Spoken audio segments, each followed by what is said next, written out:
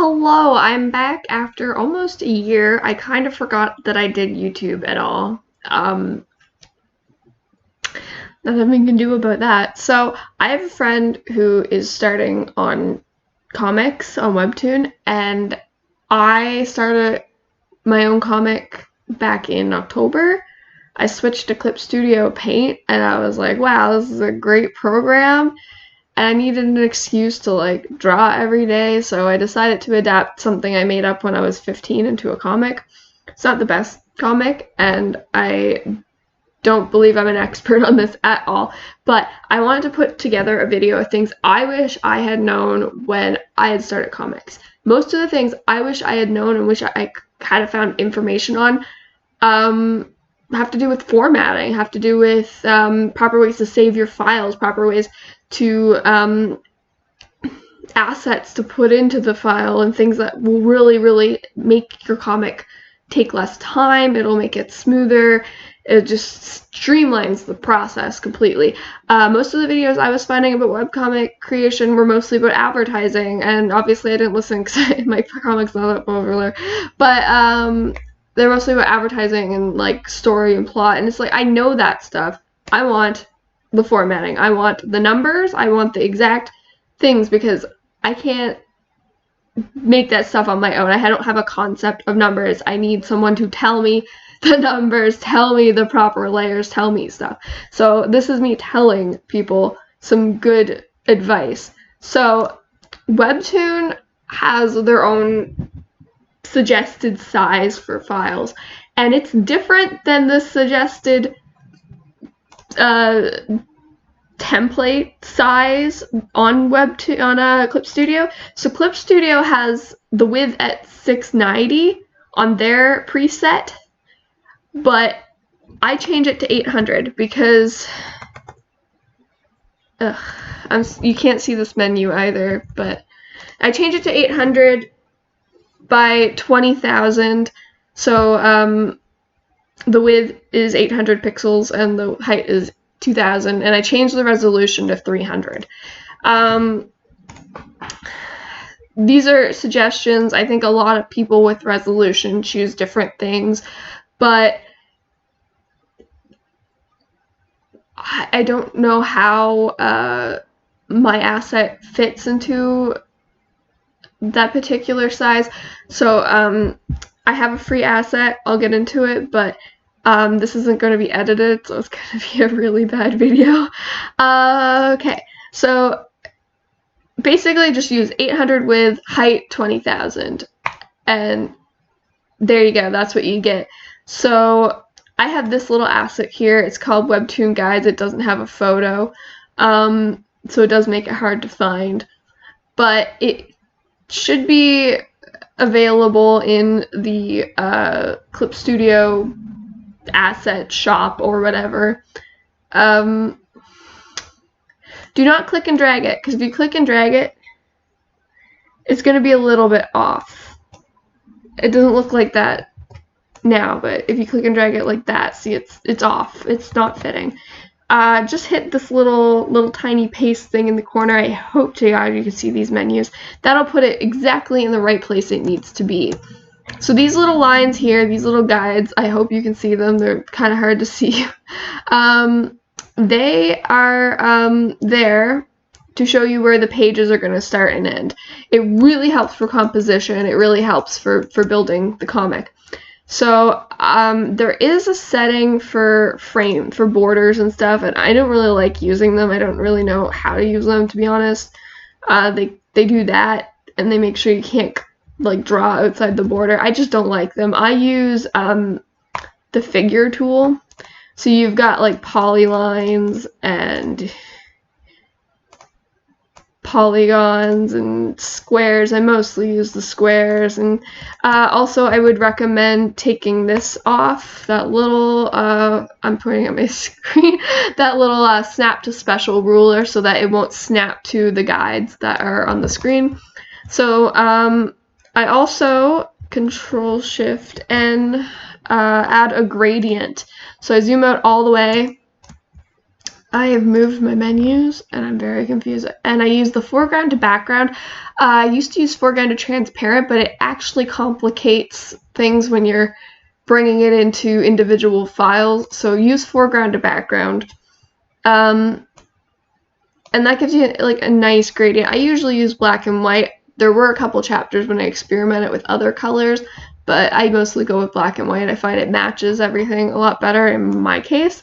And it looks better because it just blends everything into I'm sorry, I have hiccups, into the comic. So what you're seeing here is how the whole file is going to be read. And it helps me kind of get an idea of like how the reader's going to read it. Like you have this example here of my most recent chapter, and I know exactly like where I need to put spaces. If you look at my oh god, I should have opened this in advance. If you look at my earlier, like my first chapter, it was I didn't put guides into it at all, and I really should have, because if you actually paste the guides into this, you see like a lot of spaces where like these hands, it didn't go over well. If you actually look at the actual comic, which I am going to go back and fix, not only is it too thin, you go back and look at the actual comic, the hands are a little bit off, and I think some dialogue gets cut off here and there in the first couple chapters. This picture, every single picture pretty much got cut in half, and you could tell. There was a problem with every single split. And then I started putting the lines in, but I was doing it individually for every single chapter instead of saving it as asset, because I didn't know how to save guides as an asset. So I'd have to make sure the numbers were completely precise. I'd have to go into the guide layer, and this isn't even the actual file, it's merged. Anyway, I go into the guide layer, and I'd have to go select the guide, and I'd have to go down to this number and make sure it was completely exact. I had all the numbers written down. It was annoying. Setting up my comic was annoying. It was the bane of my week, every week.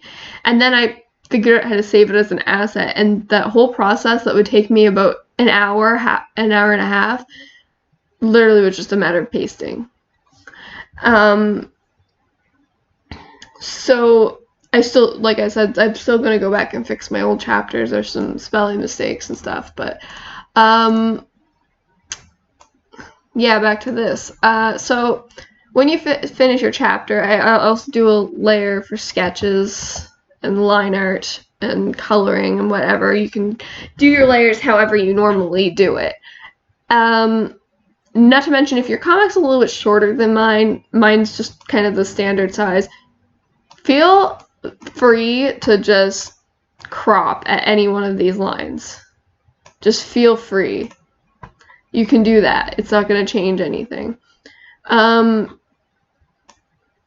Yeah, you can use the same asset. I'm not really sure if your comic's longer than mine. I actually think I'd suggest cutting off the bottom chunk, which is smaller, and just continuing in another file, like a part 1 and part 2 type of situation. Or you can do the math yourself and make a new guide. It's just a personal preference. This is how long I tend to keep my chapters. So, then what you're going to do is take all the layers other than the guides, and you're going to put them in a folder. And then you're going to duplicate the folder. And then you're going to merge the duplicate, just the duplicate. So what that does, I can't read. What that does is just make this one layer, and then you can like hide that, but it's still there if you need to go back and make edits. It's still there if you made a mistake and you didn't notice it till later. And then the fun part, which when you're finished your comic, is turning that back on, and it'll automatically clip to the pages, and then you just Control-C, you create a new folder. Now, like I said, Webtoon has all of the presets on their actual site when you go to post a comic. I made the presets for myself so that I can use them. The width is 800 pixels and the height is 1280, and I keep the resolution the same as I did in my other one, so it's at 300. And then you just paste it into there. I don't know why it's black. Am I forgetting something? Control-C, Control-V. Okay. We'll do it on this. Yeah, you Control-C, Control-V. What are you doing? Wrong layer. That's what it is. Control-C, Control-V. There you go. And this particular chapter was too thin. So one thing that's been preventing me from going back and fixing it is that it was too thin. And then you just go through every page and you control and you paste. These are really off. I need to fix this one of these days.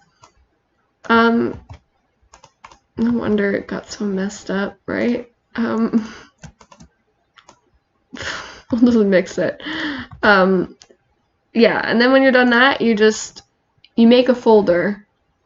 Make a folder on your laptop, title it whatever your comic's name is.